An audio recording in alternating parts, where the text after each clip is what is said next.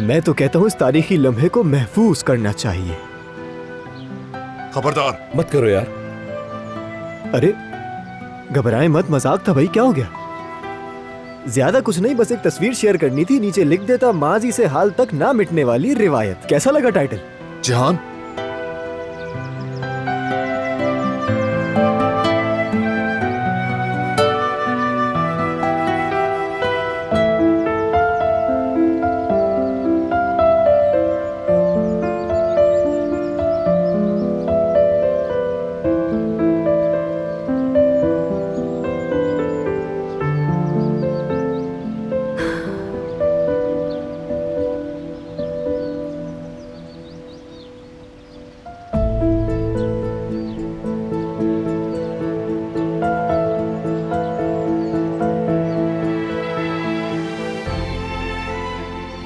इन्हें ऐसे देखकर दिल को सुकून मिलता है।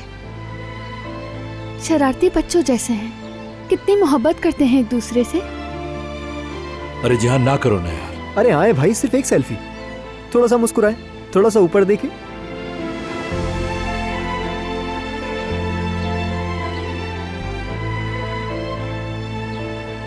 इस भाईचारे को तुम कायम रखना बारान।